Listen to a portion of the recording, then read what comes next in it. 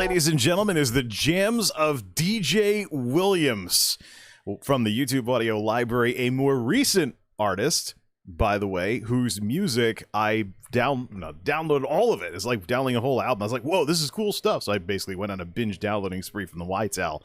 Most of his music is more recently submitted to the YTAL, and unlike other YTAL artists, he actually, with the new UI, you can see that he actually has a YouTube channel. So him, Slink, and a lot of more recent YTAL artists whose music I've been liking actually have presences on YouTube, and if something goes wrong, I'd say they're approachable. More so than some of the big names of the past, like Silent Partner and Jingle Punks, I know is actually an org, so I don't know if they'd even respond at this point and stuff like that. What is up, everybody? This is Jay, aka MultimediaJay. This is going to resemble a radio-style show, but I really don't know what to do with the radio-style format at this point. It seems like doing this kind of stuff on Twitch is a lot less focused than its YouTube predecessor was. So basically, I'm putting all that aside for now. Plus, I don't think the radio-style show format really sounded enough like the radio versus just doing behind-the-scenes streaming for the time being that may, you know, wander into that direction like podcast style, like what I'm doing right now. So I basically am going to proceed with just MultimediaJay TV for the foreseeable future, especially on Twitch.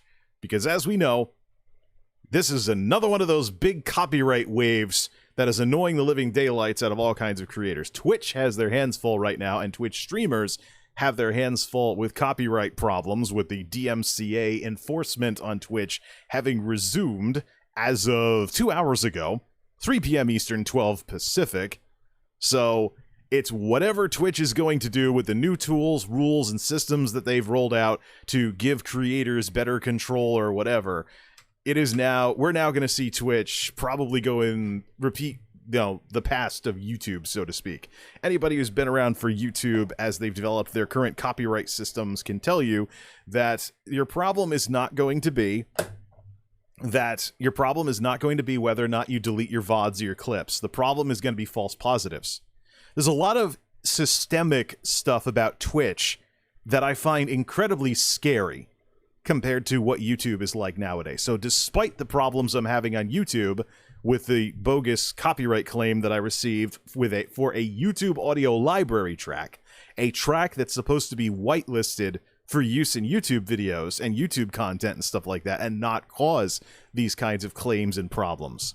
Despite all of this, I still think YouTube is the better platform because they don't have the systemic issues that Twitch is now going. Well, anybody who thinks about Twitch's terms of service is going to start thinking about this real soon. It's going to be a major issue because Twitch has some policies that are downright scary. Let's talk about DMCA for a second in regards to Twitch.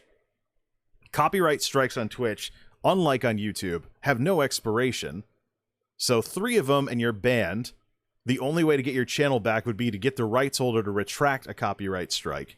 And if you ever read articles about DMCA from a rights holder's perspective, what musicians and other folks will tell you is that DMCA is a nightmare because they can't enforce it very well. It's a giant whack-a-mole game. Their content pops up here, they get it taken down, then there, they get it taken down. So pretty much everybody is upset about the DMCA for different reasons, of course.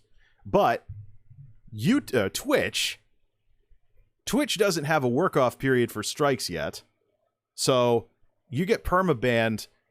You also now are going to be affected by Twitch's policy about banned streamers. So now, any creators that had anything to do with you on Twitch now are under TOS to persona non grata you because of something some record company did. Am I the only one on this platform that's even thinking about that? That we're going to start seeing some of the nasty unintended consequences of Twitch's overreach when it comes to their policy on banned streamers versus YouTube's policy addressing the same thing, which isn't as aggressive towards creators still on the platform, but mostly just forbids banned YouTubers from creating additional accounts, and accounts they do create will be subject to shutdown if they can be reasonably linked. But where's the onus on the other creators to block them out of their broadcasts? That's the thing. This is one of the many things that I think about when I'm talking about things like Twitch building a toxic culture that people then think is the way to do things because they've been a Twitch streamer for years and they don't realize there are other platforms that do things differently.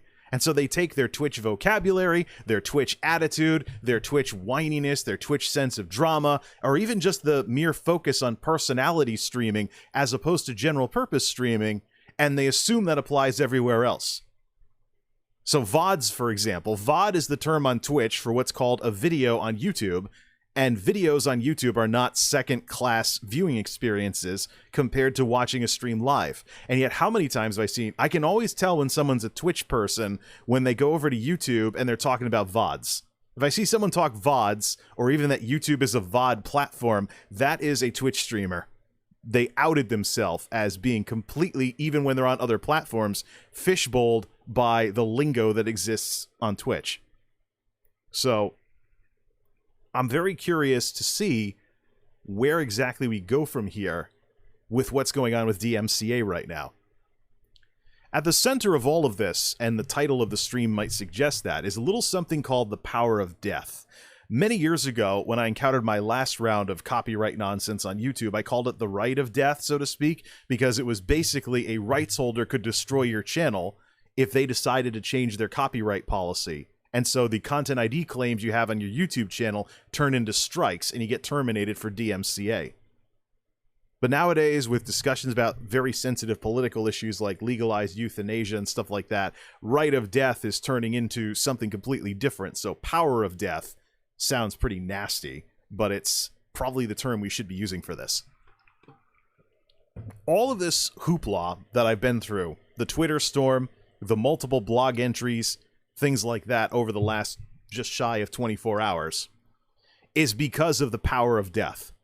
You can call me paranoid, or you can call me Chicken Little, sky is falling, or whatever. You can say whatever you want to say about me for being as antagonistic towards content ID claims as I am towards copyright strikes, but that is for good reason. Rights holders set policies for content ID. They decide what happens, and they can change their mind later. YouTube even has disclaimers, too. You want to stream on YouTube with copyrighted music? There's an entire page in the YouTube Creator Studio that talks about policies that have already been set by record labels as to what's going to happen to you if you play your music in your their music in your content. So there'll be some that'll take your ad revenue, there'll some that'll block you, there'll some that not allowed, you'll get DMCA'd, and the transparency is there on YouTube in this entire section of the YouTube Creator Studio. So you can see what's playing certain songs are going to do to you on YouTube. Twitch doesn't have that yet. But here's the thing. Even if you stick to songs that only, who cares, just ad revenue on YouTube is paltry. You can do channel memberships and have basically sub revenue like on Twitch over on YouTube. And you can do that kind of stuff as well.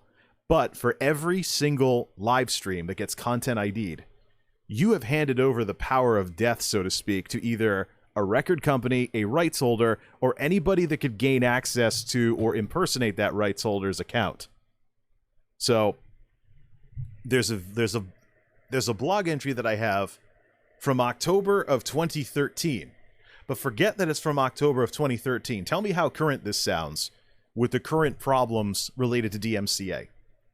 The ultimate problem with YouTube's revisions to their copyright systems is that the monetization-only options are part of the same system that originally brought us DMCA takedown abuse, and the two aren't separated. So even if you have a rights holder saying all they want to do is make money off of your video, the option's still there for them to change their mind and get your account shut down if there are enough incidents.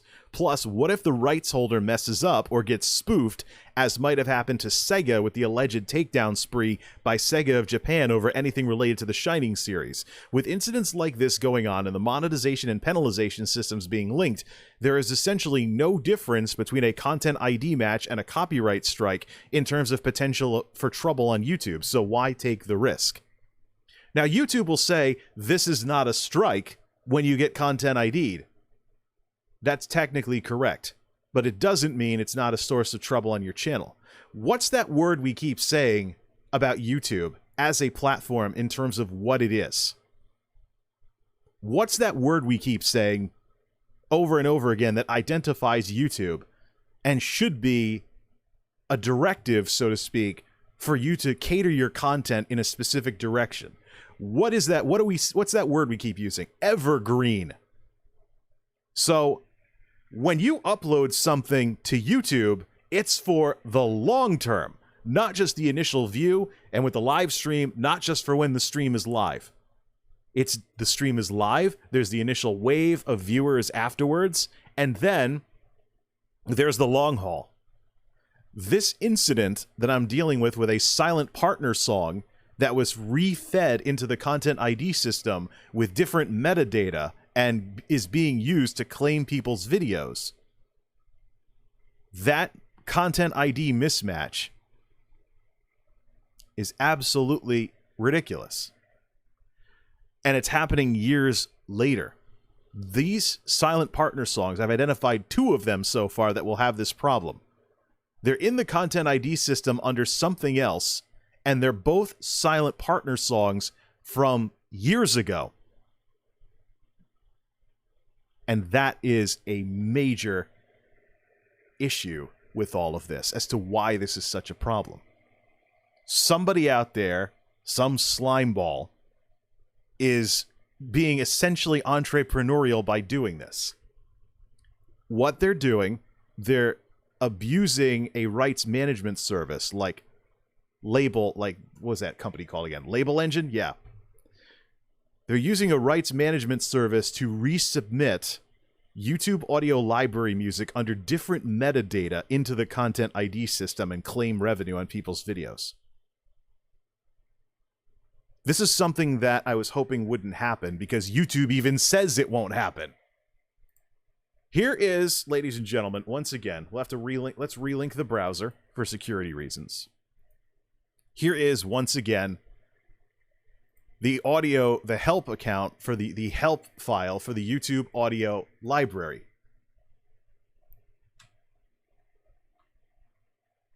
Here it is. Copyright safe songs downloaded from the audio library in YouTube Studio won't be claimed by a rights holder via Content ID. Except when they do. And that's the question that I have for YouTube. How the hell did this happen?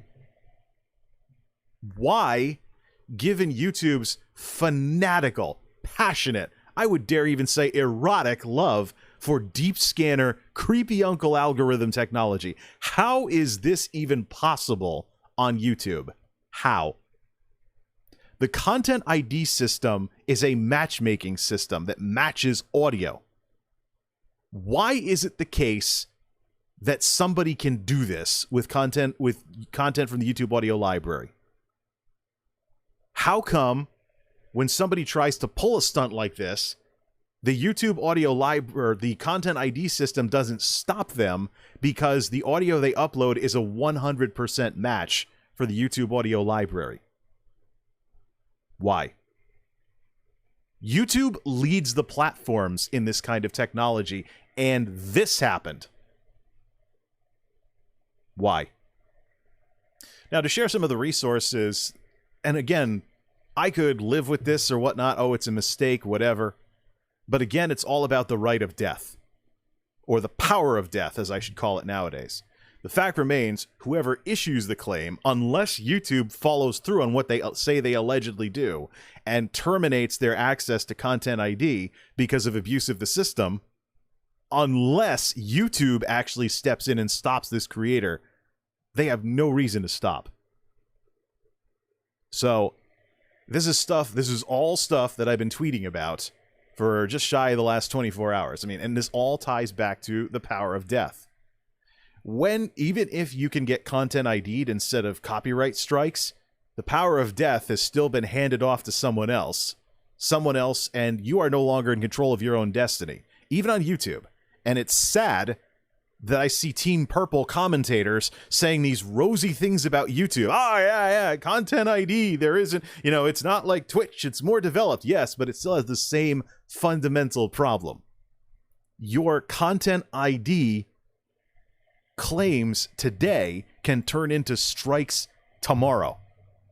Now, here is the video. If we go to Firefox, here is the video with an ad for Help Democrats Flip the Senate so it's monetized for the Dreamers Say original version, provided YouTube by Label Engine from September 7th, 2020.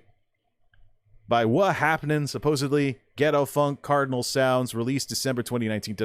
There's even some composer information, but these kinds of videos that are created, these kinds of videos that are generated by the system are how you know something is in the Content ID system.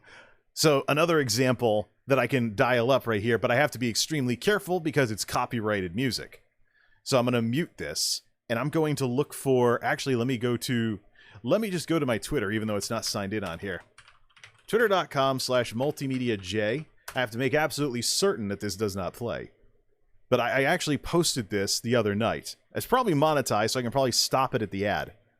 But let's see. Stop. Go to YouTube and load it up and just hit stop. Oh, I got an ad. This whole... Da-da. Okay, it's a McDonald's ad. We're cool. Let's see here. Mute. Let's mute this and let's mute the tab. Let's mute this tab so we can get it on screen. Probably, we can get rid of Twitter as well. Skip. Boom. This will look familiar to some people who have been listening to the radio more recently. So this is Dynamite, the BTS song that's all over the airwaves, but it's not the music video. It's not the choreography video. It's not any of these videos. Not any of these videos. It's the Content ID video auto-generated by YouTube.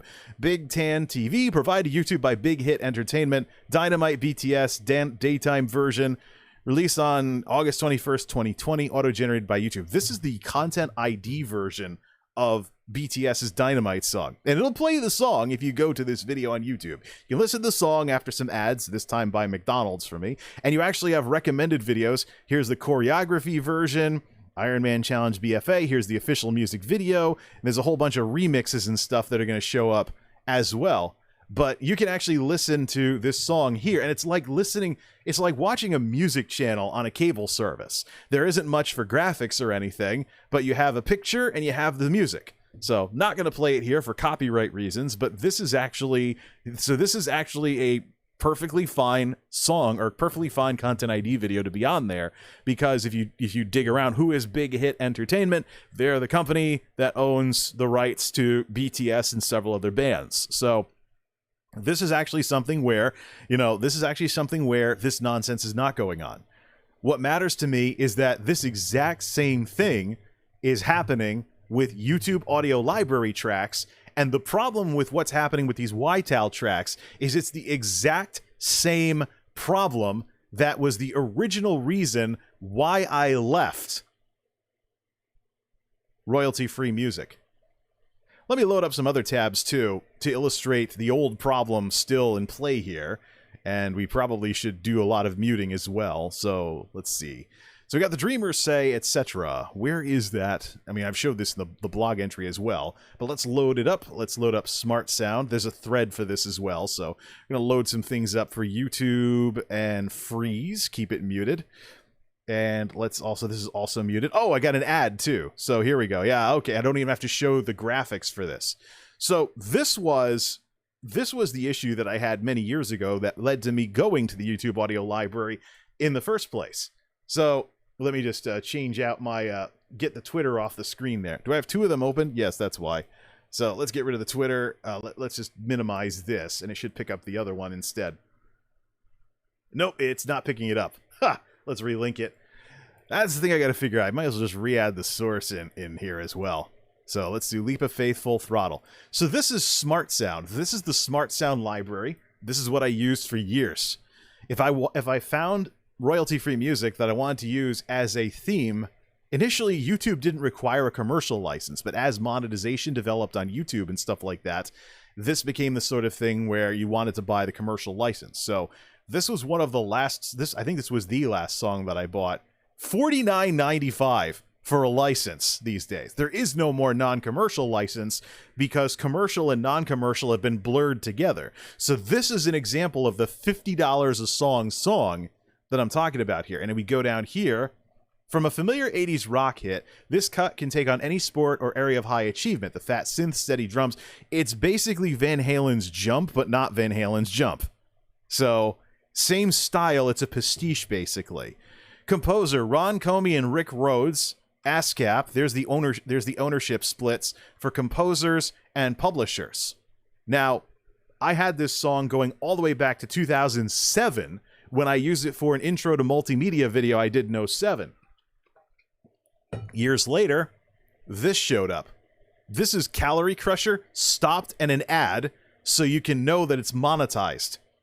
But I went looking for Joe Athlete Calorie Crusher, and there's another one over here, too. I wonder what track that is. Joe Athlete Calorie Crusher, the problem track from years ago, being misrepresented as with different metadata submitted by the Orchard, when in reality, here's the composer and publisher info here, and I recognize Westar Music. Westar Music was one of the music libraries that I was keeping an eye on in the early days of YouTube. I actually was a regular in the Westar catalog, and then I'd go looking for it in the Smart Sound catalog. There's a couple of pastiche tracks that are stylistically similar to top 40 artists. This was the Van Halen one. There was another one called Over Z Top that was, can you guess it? A pastiche of ZZ Top. It sounded like ZZ Top's La Grange. So, and I used it for years, actually, as my opening theme to the MultimediaJay vlog. Had a commercial license for that, too. And so when I got Content ID'd, I submitted the license, and the claim was withdrawn. But the problem is I had to go through it in the first place. One of the problems with disputing Content ID on YouTube is that the decision is still in the other party. It's still the other party's decision. They can also choose to DMCA you for that and give you a copyright strike, which now requires a DMCA counter notification, which starts a legal process, and then it's their decision whether or not to take you to court over it. So I talk a lot of, you want to talk shoot first, ask questions later when it comes to content creation. This is a classic example right here. And it's something that YouTubers have had to be stressed out about for years, that now with the new DMCA stuff, whatever is going to happen on Twitch streamers get to join the party after all these years. And you see things like XQC blowing away all his VODs, Pokimane, complete channel nuke, blowing away all the VODs and clips and stuff like that. You see all these streamers out there that are taking, there's another one I heard about, I think it was Tim the Tapman, or it was somebody deleted 11 years of content from Twitch because they didn't want to run afoul of whatever DMCA stuff happens. So, now, to some extent, this is a repeat of the Wild West era on YouTube, when people who wanted to do the right thing, like myself, would persistently be less popular than the people that played copyrighted music in their videos until the systems caught up with them. And we saw the progression. We saw it go from Wild West to strikes to muting to Content ID. And now Content ID with escrow, which puts a ding in the business model of all these cottage industry companies that are abusing the system. Because now, if within 5 days of a copyright claim, if you dispute it, all the ad revenue goes into escrow until the dispute is resolved. Now, here's the wild card here. With what happened to my video, a stream from the other night, and again, my experience with YouTube live streaming has been that live streaming is where all the problems are, and now I can add Content ID to this list. Streams always get demonetized until and even when I'm completely milquetoast, streams get demonetized. And then, after the extended processing is done for the VOD, you can turn off monetization for an hour and then turn it back on and it'll work. So, I chalk that up to YouTube's streaming environment is way newer than uploads. Excuse me, to the tune of years behind the upload side of the website. So I've been pondering lately whether or not I should even save any VODs on YouTube, to use Twitch lingo, when streaming. Or use the built-in video editor to make a spin-off video. Because another reason why I'd want to use the YouTube video editor to make a spin-off video is the same reason why I make a Twitch highlight for the long haul on Twitch. The VOD is going to have some extra seconds at the beginning where I'm verifying that the connection is live before starting the stream. I can chop that out and essentially make a highlight, so to speak, minus those couple of seconds. On YouTube, it's an even bigger difference. It's about 4 seconds on Twitch. On YouTube, even at medium latency, it's about 10 seconds. So basically, I'm cutting out seconds of the video where nothing is happening for people that actually will watch long-form VODs on YouTube, as opposed to chopping them down to highlights, or the equivalent of Twitch highlights, which is something I'm talking to at Team YouTube and creator support about, is whether that would run afoul of the reused content policy. But I think the reused content policy is video spam, like people that are like, post my video on your channels and spread the word about this political issue, which you're not supposed to do. So YouTube doesn't want to have multiple copies of the same video clogging up their system, so it's actually a form of video spam according to their policy here. So here we are. This is the historical example that was the reason why I left royalty-free music. You know, $50 a song, only for here's composer, publisher, ASCAP information. If you have done, oops, back. I just went to the composer page. Whoops. Composer info by Ron Comey. Please bow. The smart sound. There we go. We're back. If you have ever done anything in radio, you know what ASCAP is. BMI, ASCAP, SESAC, licensing organizations for music. When I was involved with the college radio station back in college, we had licenses with all the American licensing organizations, and you could do indie music and foreign music as well.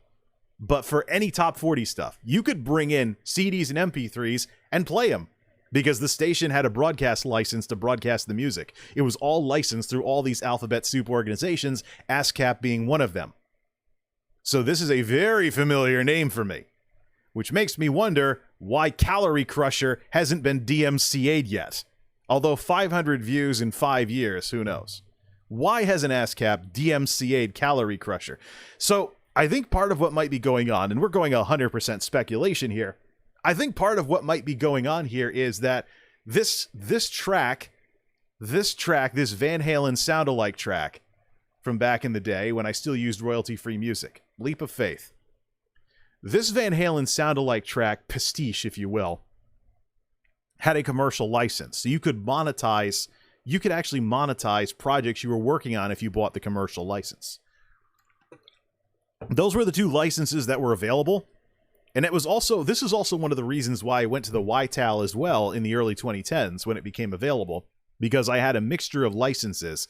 It was $50 a song for a commercial license, but it was only like $10 a song for a non-commercial license, and since I wasn't monetizing on YouTube at the time, this was not an issue. But I didn't want to have to keep track of which license I had for which song, because I only had commercial licenses for main themes, like when I was using Leap of Faith as a main theme. I used it in the MultimediaJay vlog in 2007, used it in Play Some Stuff in its early runs with the early gaming videos I had on YouTube.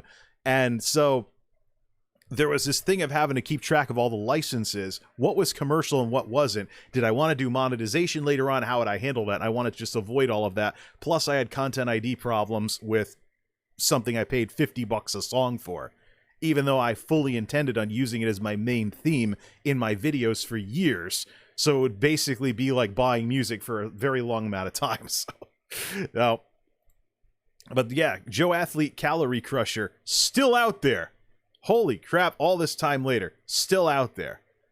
Except it's not Joe Athlete Calorie Crusher, it's Leap of Faith by Rick Rhodes and Ron Comey.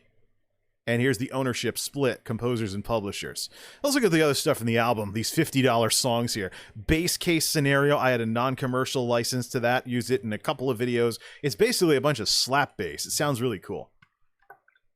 I think I might recognize Broken Loose if I were to play it, but I'm not going to for copyright reasons. Follow Me Down. I think I had Follow Me Down. Over Z Top. Here's the ZZ Top sound alike. Use this as my main theme. $50 song. So Throttle Up, Unstoppable, Get It Done, more songs like this. And you know, this is really high quality stuff if you don't mind the $50 license. At which point, I don't even know what the license even is these days. I mean, it's been almost 10 years since I last used this stuff. Maybe you can't even use it on YouTube anymore. You have to buy an even more expensive license nowadays in order to use this. I don't even know what the licensing information is, but the bottom line is, Here I was back in the day paying $50 a song and getting content ID'd because of some bozo submitting the exact same song to content ID. And because this video auto-generated by YouTube is still around, I think this could still happen to people. In my case, I submitted my license information to, it was BFM Digital back then. So I think the Orchard bought them or something like that. And I got a letter from the CEO of this small company doing the rights management who ordered a retraction of the content ID claim and a whitelist of my video. Here's the problem. My video was in the clear, but that leaves everybody else who didn't stand up for themselves. And that is the business model that these companies have, that these companies are going to push for. Because unless YouTube stops them, it's where they make their money, out of people not standing up for themselves. So I know this is a problem. It's been a problem for years. And I think it's going to keep being a problem until YouTube puts a stop to it. But this specific problem is with a Whitehall song. Like I've shown in the various screenshots, it's a silent partner song from 2014. Now, let me actually load up the other Firefox that I have. Now, I should probably mention also that Content ID is not something I'm totally opposed to. I actually get it as a YouTube partner. There are 2 videos on YouTube right now that I can DMCA at any moment. One of them is a fair use remix. Someone was experimenting with one of my quick flicks from 2016. They've only gotten 13 views on it. And I checked the description of this video. It actually said, please don't delete MultimediaJay. So it's a little fair use screwball thing. It's not as good as the original, so heck with it. There's also another channel on here that has completely stolen one of my Wacky World of MultimediaJay videos from Season 1. Now, this is where it gets interesting because I think I heard Asmongold talking about 2 people, same content, it gets demonetized for both of them. I haven't been demonetized for the video that this person stole and re-uploaded. I could DMCA this if I really wanted to, but it's only gotten 4 views in 2 years. So if it links to malware or something, I could always DMCA it. But what I really would like to do, if I see more stuff matched from people stealing my content, is I'd love to be able to monetize it. You know? Yeah, I mean, especially some of the things, there was a bunch of other channels of these. One person took one of my longer, ramblier videos, and they actually cut it down into a highlights reel, so to speak. And they put a link to Amazon in the description. So use my affiliate link if you want to buy one of these. That channel's been terminated because they were stealing content from way bigger creators, including some orgs, including some businesses. And it finally caught up to them. So only 2 matches left for Content ID. Could DMCA either one of these anytime I want to. So I know the system has its use. What I'm concerned the most about, though, is, and let me just load this up here. What I'm most concerned about, though, is that it's the YTAL this time that is the problem. And I think I know where this problem is coming from. I made sure to send this off to Team YouTube. Let's switch back to, this is Firefox. Let's do this. So the YouTube audio library recently had, around the time, interestingly enough, the problem videos I've already identified and mentioned on Twitter and in my blog entries are from September and October of 2020, roughly around the time this new UI went live. So you got Forget Me Not, Beside Me. These are new tracks that have just been posted from this Patrick Patrikios. Is that a Greek name or something? It kind of looks like it. But you have all these new tracks. People are uploading essentially albums of stuff that they create, so to speak, and it's into the system to get sent around, things like that. Now, flip it in reverse order. So somebody, let's say they wanted to pull a stunt like this. What tracks would they want to use? They'd want to use the oldest tracks because they've been around the longest. Silent Partner, for example, there's no link here like there is with the newer artists. The newer artists, so this Patrick Patrikios, I can click this to go to their YouTube channel. This Nana Quabina, you can go to the YouTube channel. DJ Freedom, go to their channel. Asher Falero, to their channel. And also, when I saw DJ Williams earlier, by the way, the rhythm and blues stuff that I'm playing is all his stuff from the YTAL. Because anything I do on Twitch could go to YouTube as a video, so might as well take care of this, or so I thought. Or might as well take care of the music source that's not going to be a problem on YouTube, or so I thought. But if we flip it the other way, you're getting back to Silent Partner, Huma, Topher Moore, and Alex Elena. You're going back to all these names that I recognize from the early days, not the classical stuff, all these names that I recognize from the early days of the YouTube Audio Live. Jason Farnham, his world map theme. He does have, oh, you can only filter. He doesn't have a page. So all these older artists do not have pages.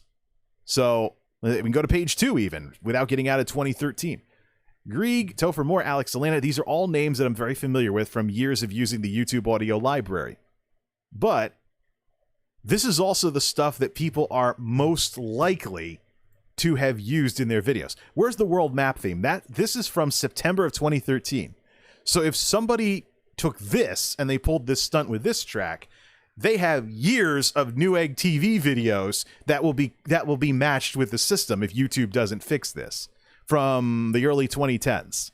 Because YouTube actually used a clip of the world map theme, of this world map theme from Jason Farnham as their intro music with Newegg TV. So that's why I'm concerned about this, is that I think somebody out there, some people out there are figuring out the oldest tracks will give them the most matches, because they've gone around and they've used these. So many people have used these in their YouTube videos. I'm also concerned about the End of Summer song from the 126ers circa November of 2014, roughly around the same time as the video I have, or the Silent Partner, What It Is, that is. The Silent Partner, What It Is song is from the same time period. And this is contemporary to the one that got flagged in my video. Silent Partner, What It Is, being represented as that "wha happening" or whatever it is.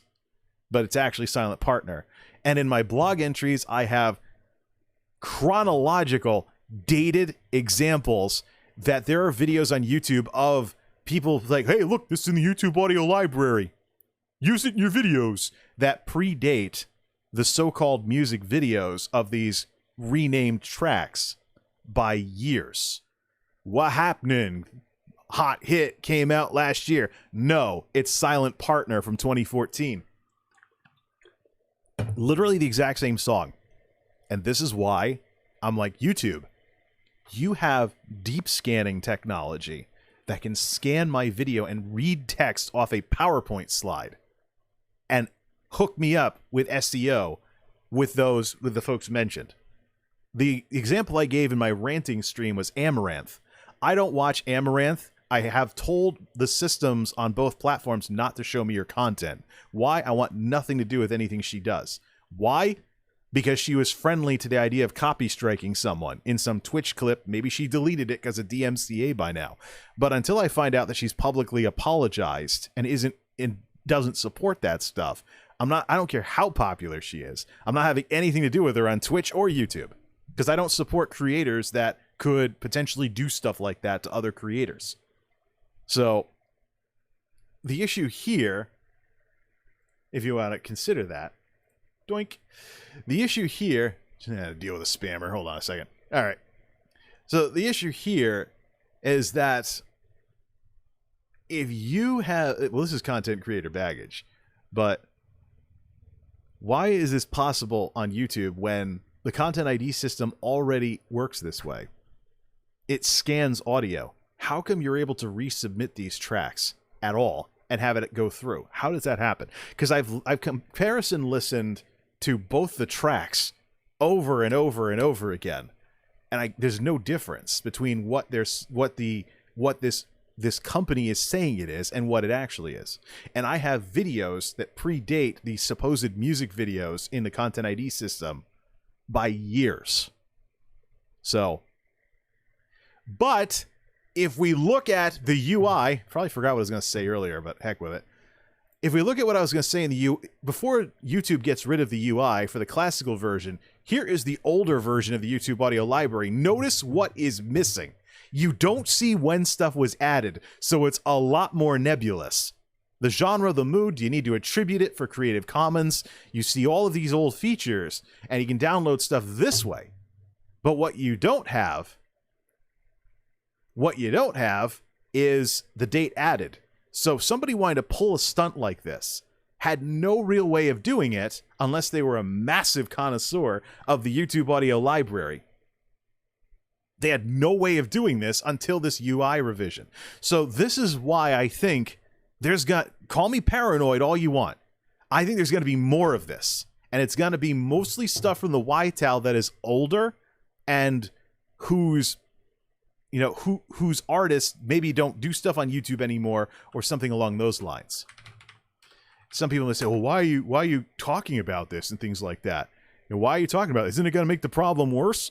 The problem's already here and it was already going to get worse. I'm just letting you folks know about it because this happened because somebody in the last several weeks figured this out and did this with 2 silent partner tracks, both of which I didn't download them and I'm never going to download them until this is fixed. And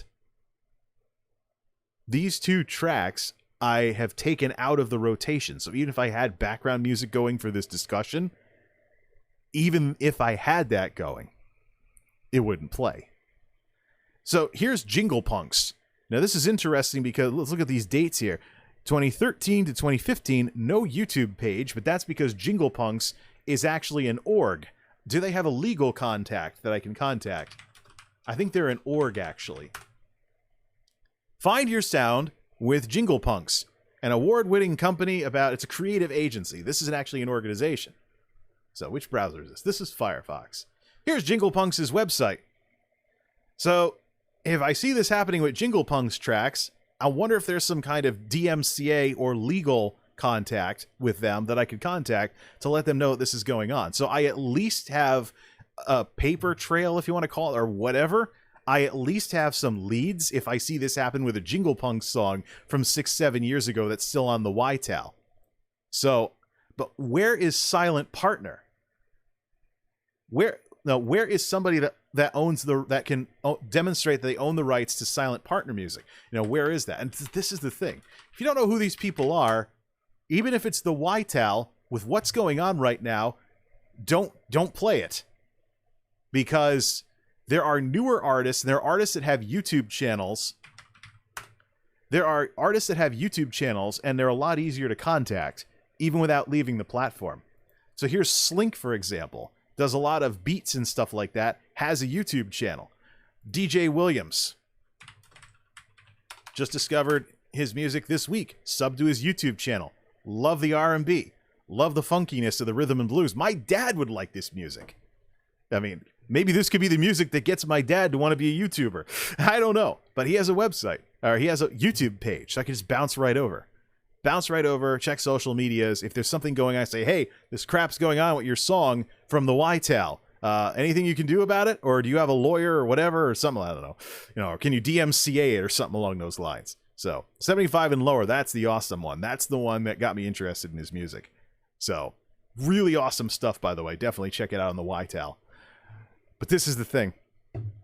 Now, what's at the core of all of this? Power of death. Yes, I got one content ID claim, which represents the only content ID claim on my entire channel. I'm still concerned about it.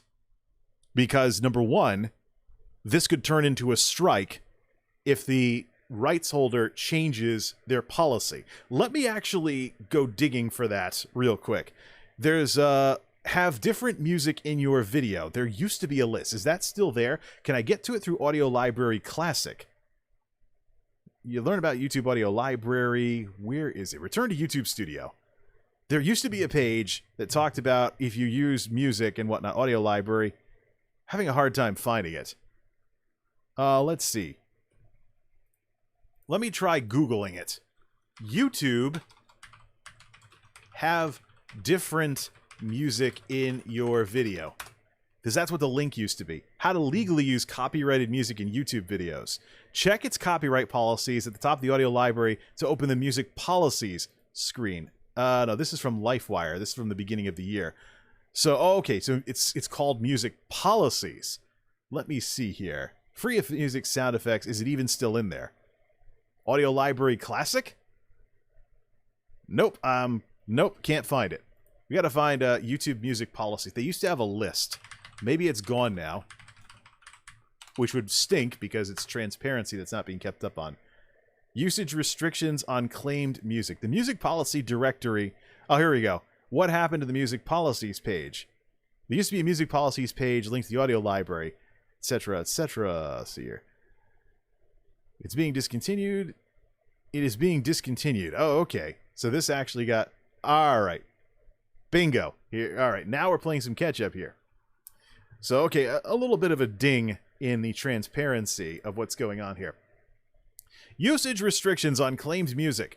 The music policy directory will be going away with Creator Studio Classic, etc. This one, unfortunately, we introduced a few years ago to help creators proactively avoid copyright issues, but it's... Oh, this is the same as video responses, but it's seen low usage and would need substantial work to be migrated and improved. Moreover, we found that creators are addressing this need by uploading their videos as private or unlisted in order to spot any issues before publishing videos, which we plan to build a better experience around the new studio. As always, oh, here we go again. If you need free and safe music and sound effects in your videos, visit our audio library. So this is what it was. You could see copyrighted music and see whether there would be a monetize, a worldwide block, which is the same as a strike, or block in some countries. So some people in certain parts of the world couldn't see your video. There we go. So they actually took it out, which shows how little I actually used it, because I don't use copyrighted music in my videos. And there's reasons for that. The central reason, of course, being the power of death. Yeah, sure, Sony Music can claim that I played a Sony Music song when the system's working right. But now, all it takes is a policy change, and I could be dealing with anything from instant strikes to terminations to DMCA stuff. And something I've been working on as a hobby for almost 15 years now, gone. And it's the best platform to be on. And this is it's the best platform to be on for videos. And this is the kind of intimidation that these systems have their unintended consequences of. Yes, they're an improvement from getting strikes all the time, but they don't really give you a reason to rest easy. And this is the sort of thing that Twitch streamers now are going to have to start worrying about, especially when Twitch is so behind the 8 ball that their official recommendations in the email, they say, just delete your clips because there's no identification system. How do you get to this point without an identification system, Twitch? It's almost like YouTube should sell this technology, license it, collect money for it, just so the other platforms can get caught up on it.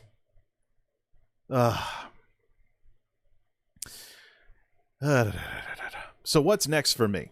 Well, here's what I'm going to do. First off, the streams are always on YouTube compared to videos. Always. They get demonetized because I think everything related to streaming on YouTube is years behind everything related to uploads. And that fundamentally is what the problem is here. So, in the case of getting demonetized every single stream, I'm looking at my live streams right now, including the ineligible one with the copyright claim. And they've all been monetized. These were maybe not late night ESO, because that was months ago, but both of these were demonetized. But the minute they became regular videos, they suddenly would work again after you shut the monetization off for X amount of time. So what I think's going on here, and you can't really know much of anything with YouTube because of how they just don't tell people anything, is I think that streaming on YouTube, in terms of the systems working properly, is where the uploads were a couple of years ago. When demonetization first rolled out, it was a nightmare. Everything was turning yellow. I mean, you had to be walking on eggshells hard to hold on to a lot of monetization with that. Nowadays, not so much. The amount of, let me see how many videos do I have that have actually been demonetized. So, monetization, limited. Not very many. And I know the reasons for a lot of these. Don't Mess with Angela episode 1 showed an anime lady backhanding some guy in Trials of Mana. So a little bit of violence there, even though it's video game violence. I don't know why me deciding to turn on mid-roll ads got demonetized. Big Ass Quicko Flick. Duh, big ass. MultimediaJay versus Laundry Pods. I was making fun of the Tide Pod thingy that was going on a couple of years ago. So that was probably a sensitive issue. I don't know why something about PS2 got demonetized either. But that's 5 videos in years of content that have had the yellow dollar sign. And that's because, I like making ad-friendly, family-friendly content. Not just ad-friendly, family-friendly, but ad revenue-friendly as well. So I keep an eye on, in my analytics, ad blocker ratios to see who's using ad blockers on what and how much it's damaging the videos. And I've seen a direct link for years between traffic on YouTube that videos get and how much money they can make for YouTube. So I know there is a money component, unfortunately. It's the way YouTube runs these days. But as the kind of business that they are, I can't really say that I'm surprised. But again, the difference between your videos and your stream VODs on YouTube. I made a spin-off video and it hasn't, so let me just refresh this. I made a spin-off video, no problems with monetization, and the flag has not shown up for it. We'll see if it ever does. So there's a couple options I have that don't involve running for the hammers to dispute this content ID claim.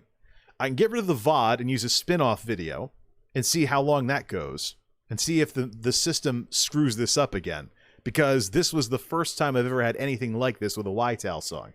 So we can do things that way, or I could use the audio scrubber. And matter of fact, since I have essentially 2 copies of the video, let's do that.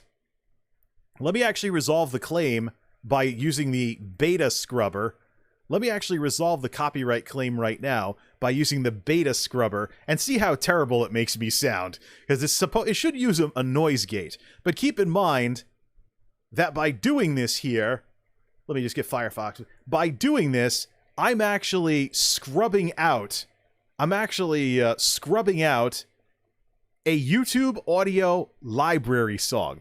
A song from a music collection that is supposed to not have these issues.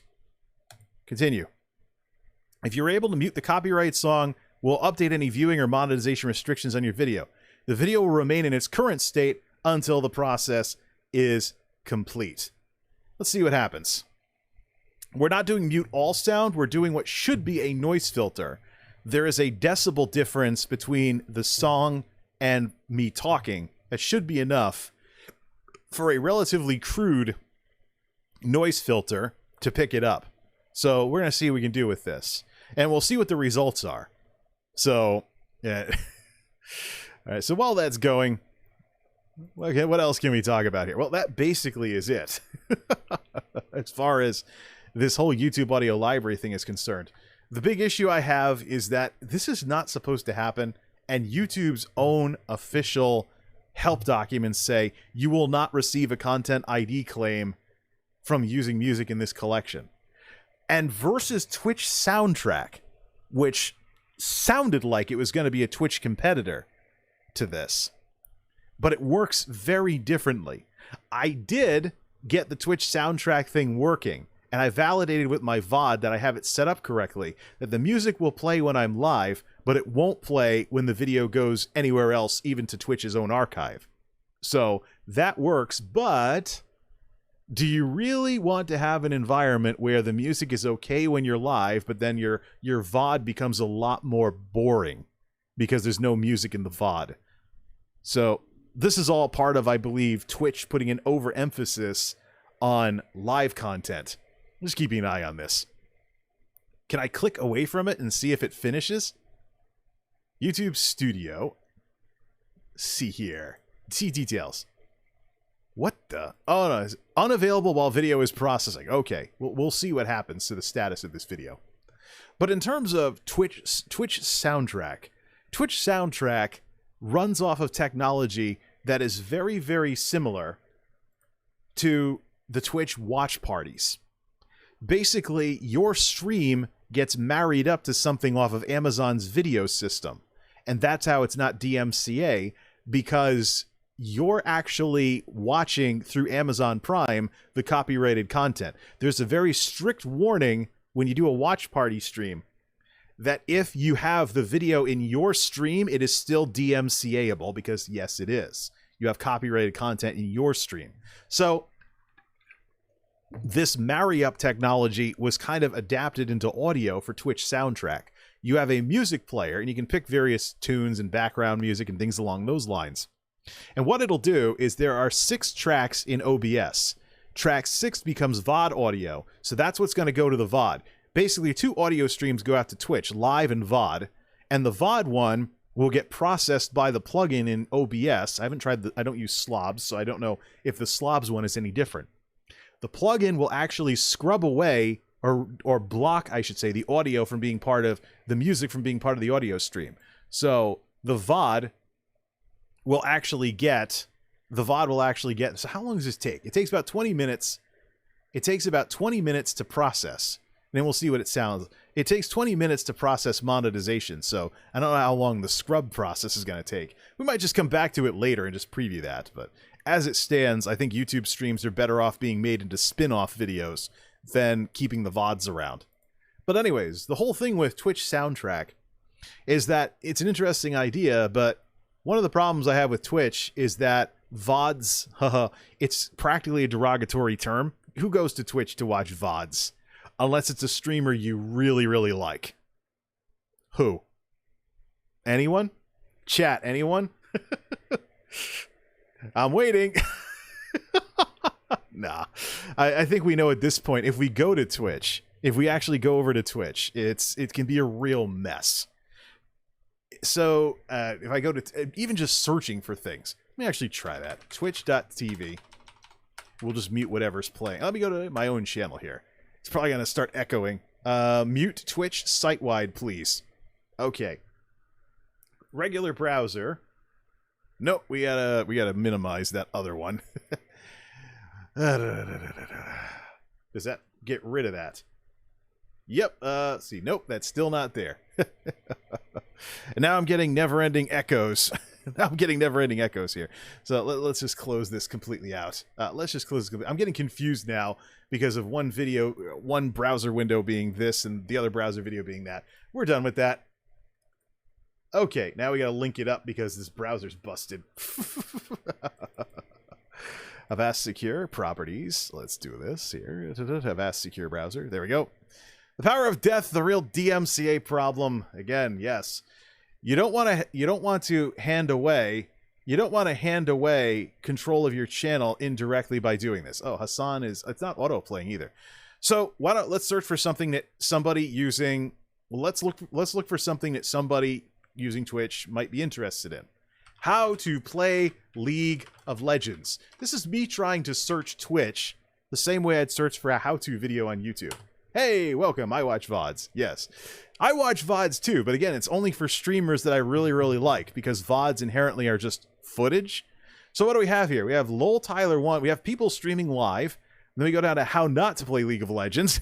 And these are VODs, and I think they're joke videos because obviously they're VODs. They're not actually tutorials or anything. Can we filter the results based on uploads? No. Again, limitation. Again, another limitation. Past videos. I can't limit it to just uploads because a couple of years ago, Twitch actually did an experiment where they allowed everybody to upload videos, and it was basically purple YouTube, but that got restricted to just affiliates and stuff like that.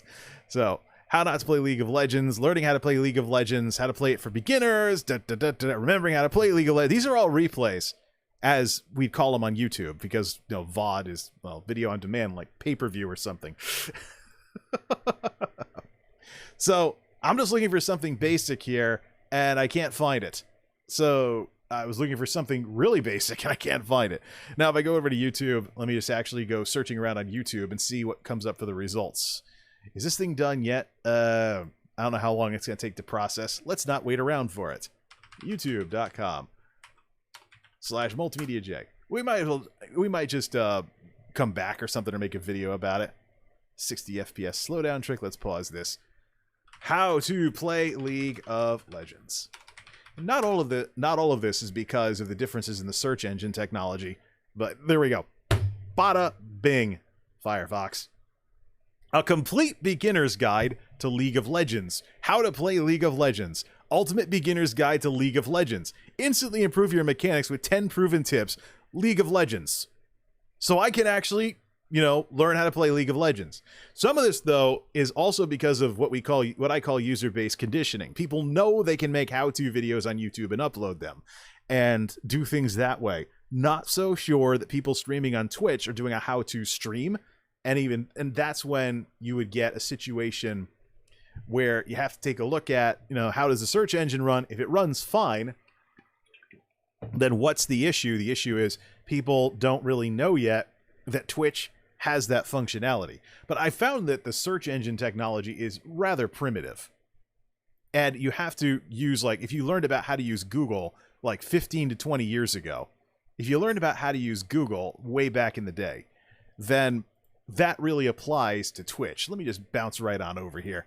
Close out those blog tabs from earlier, go to Twitch as well, pop this up, and get off of my own stream here.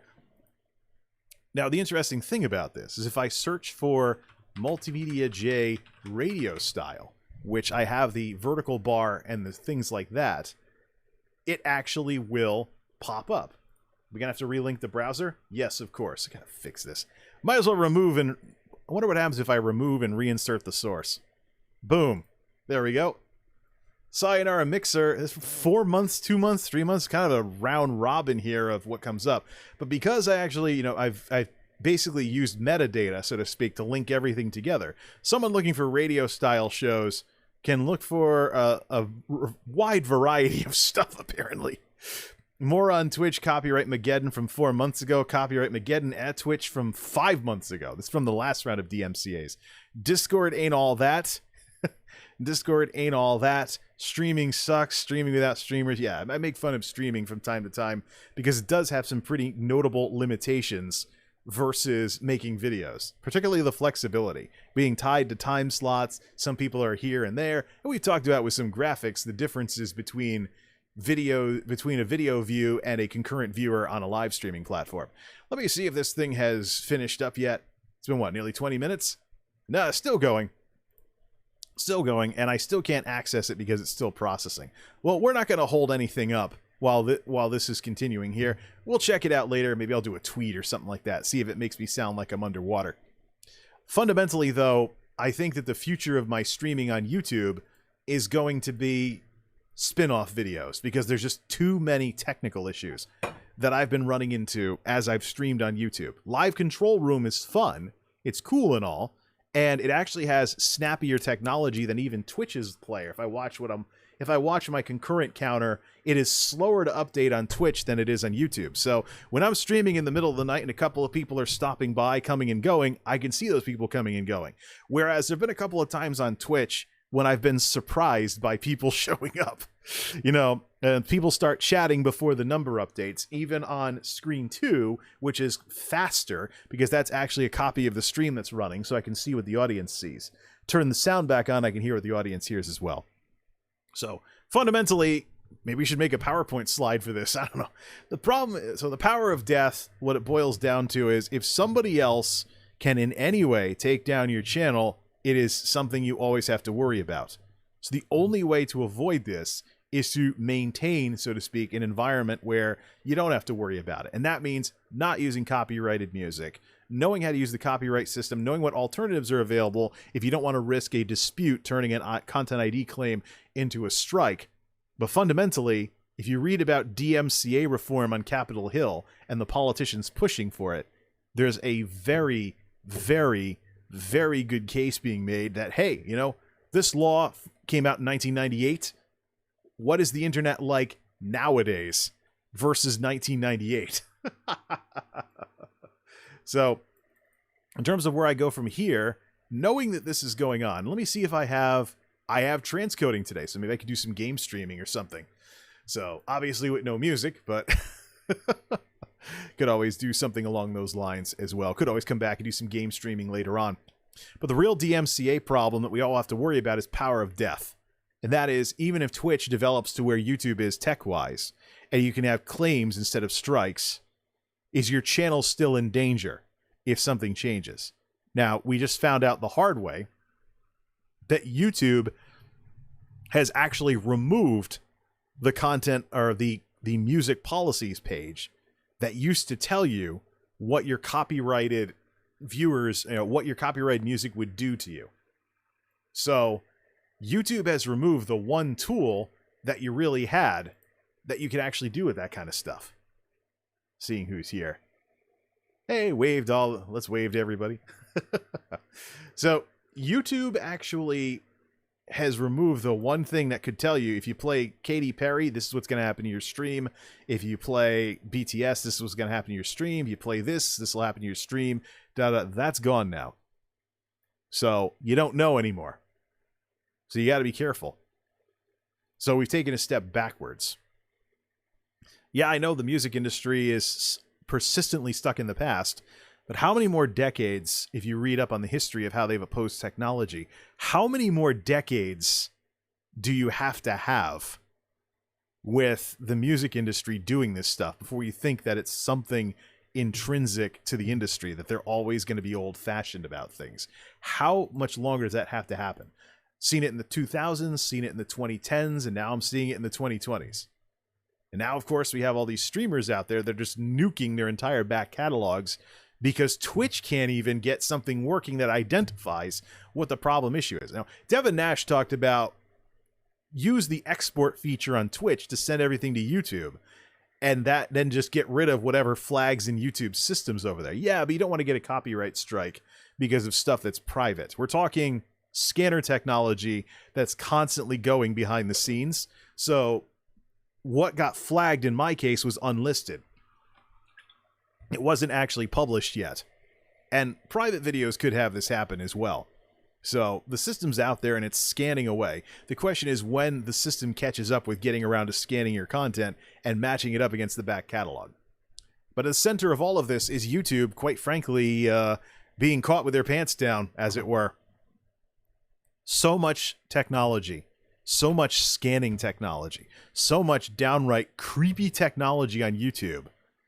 And yet some idiot out there was able to resubmit YTAL tracks into Content ID and have it go through. That's nuts. Why hasn't this problem been engineered away yet? There's a hashtag on Twitter, #AnswerUsYouTube. It's used for there's a lot of high profile issues with the way people treat animals in YouTube videos and other stuff like that. There's a lot of stuff that is very controversial, but #AnswerUsYouTube has been kind of a general purpose hashtag. Some of the stuff I send around, some of the stuff that I talk about with YouTube screwing things up like this is going to go under that hashtag until this is resolved. Because, and I don't know how I'm going to find out that it's resolved either, because I contacted the folks who did this, the company that oversaw all of this, got completely blown off. I went straight up till 5 p.m. Eastern, like I said I would. There was no email. So no response, unlike the last time. So we're going to take some steps here, and we're going to see if this pops up again before reaching for the big stick of the Content ID dispute.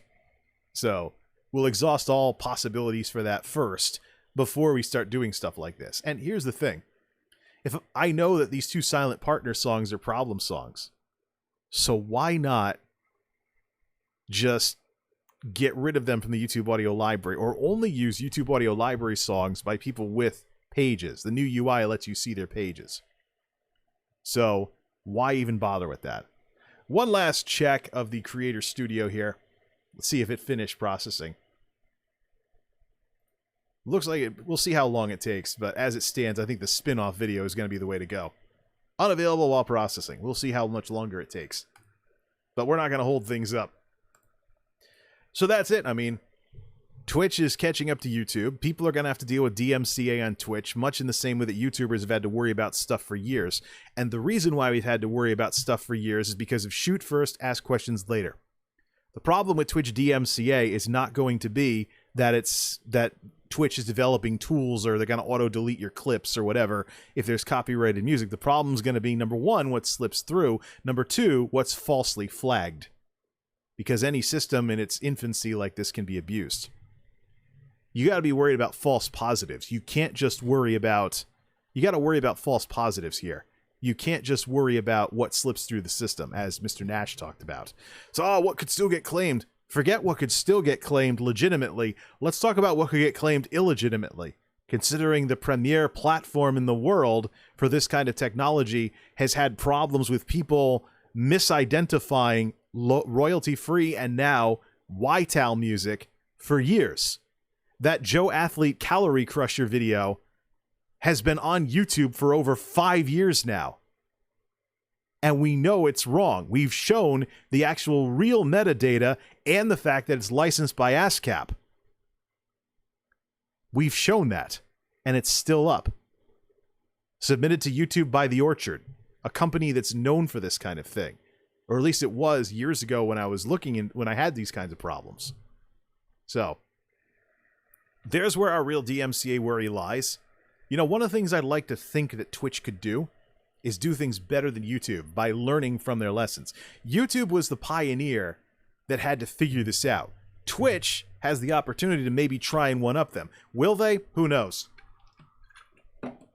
I mean, the whole situation with the system that, oh, well, we can't even identify stuff. We're just going to send a blanket email. Yeah, we deleted a bunch of your stuff.